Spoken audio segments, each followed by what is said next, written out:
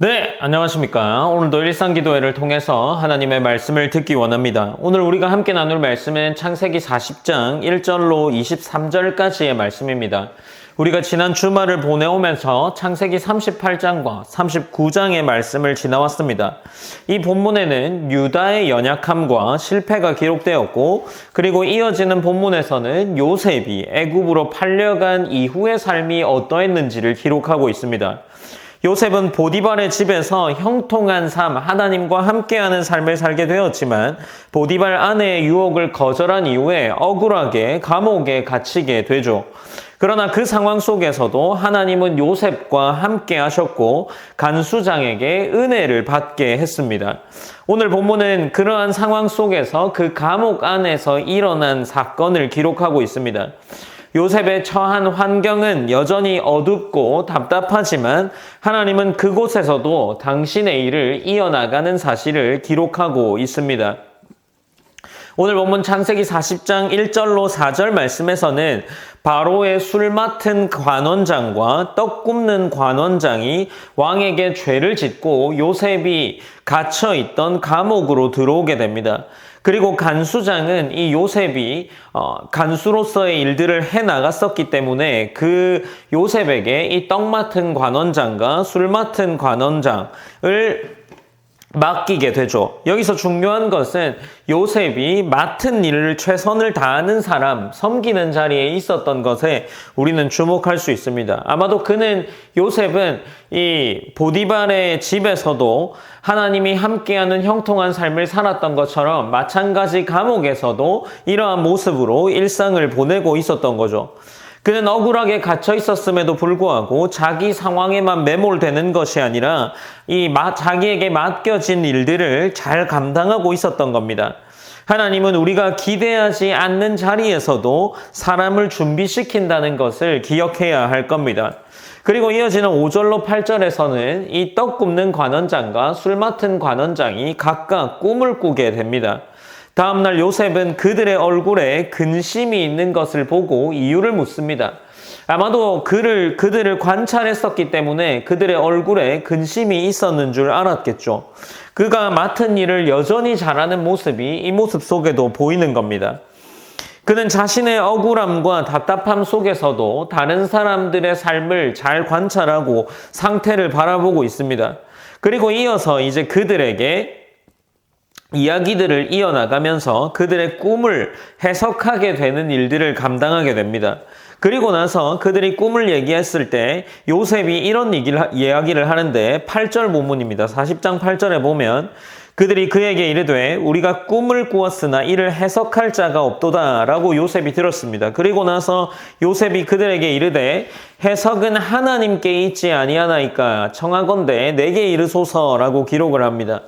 해석이 하나님께 있지 않냐라는 이 표현은 요셉의 신앙을 잘 보여주는 표현이겠죠. 그는 자신의 능력을 드러내지 않고 이것을 해석해 주실 분이 하나님이심을 분명하게 밝히고 있는 거죠. 그리고 9절로 15절에서 술 맡은 관원장이 자신의 꿈을 이야기합니다. 포도나무 가지 셋에서 포도가 있고 자신이 그것을 짜서 바로의 잔에 올리는 내용입니다. 요셉은 그것이 사흘 후에 회복될 것을 의미한다라고 해석했습니다. 그리고 이어서 자신을 기억해달라고 부탁하는데 나는 히브리의 사람이고 이 땅에 끌려온 자며 옥에 갇힐 일을 행하지 않았음에도 자신이 처한 상황이 억울하게 옥에 갇혀있는 상황이라는 것을 이 술 맡은 관원장에게 알려주는 거죠. 요셉은 하나님을 신뢰하는 사람이었지만 그 나름의 억울함을 가지고 있었고 사람에게 도움을 요청하는 모습 또한 기대하고 있는 모습으로 본문에 나타납니다. 이 술 맡은 관원장의 꿈이 해석되고 나서 이제 16절로 19절에 보면 떡 굽는 관원장의 꿈을 해석하게 됩니다. 아마도 그도 좋은 해석을 기대하면서 자신의 꿈을 이야기했겠죠. 그러나 이번에는 반대의 해석이 주어지고 있습니다. 사흘 후에 이 떡 굽는 관원장은 처형될 것이다 라는 이 해석을 듣게 됩니다. 여기서 요셉이 상황에 따라서 다른 말을 하는 것, 뭐 사람이 듣기 좋은 말을 하는 것이 아니라 그가 알게 된 내용을 분명하게 전달하는 그러한 하나님이 보여주시는 내용을 그대로 전달하는 모습을 오늘 본문이 보여주기도 합니다. 이제 20절에서 22절 본문에 보면 바로의 생일이 되었고 요셉의 해석이 이 떡 맡은 관원장, 떡 굽는 관원장과 술 맡은 관원장에게 그대로 이루어집니다. 술 맡은 관원장은 복직이 되고 떡 굽는 관원장은 요셉이 말한 대로 처형됩니다. 이 장면은 하나님이 요셉과 함께 하시며 그와 그를 통해 일하고 계시는 것을 보여주기도 합니다. 감옥이라는 장소 속에서도 하나님이 이 요셉에게 보여주시고자 하는 것들을 보여주고 이 요셉을 여전히 함께하고 요셉과 함께하고 계시는 모습으로 나타납니다. 그러나 이 23절 본문, 오늘 40장 23절 본문은 요셉에게 있어서는 굉장히 억울하거나 혹은 비참한 모습으로 마무리됩니다. 40장 23절에서는 술 맡은 관원장이 요셉을 기억하지 못하고 그를 잊었더라라고 기록합니다. 인간적으로 보면 이 23절의 본문이 굉장히 허무한 장면으로 나타나죠. 요셉은 자신을 기억해달라고 부탁하지만 아무 일도 일어나지 않습니다. 요셉은 그저 감옥에 남겨진 상태로 보내게 되죠. 하지만 이 창세기 흐름 속에서 이러한 요셉의 기록을 볼 때 이것이 하나님의 계획이 멈춘 것은 아닙니다. 오히려 하나님은 사람의 생각이나 계획이 아니라 하나님의 계획대로 이 일들을 해나가고 계시는 거죠.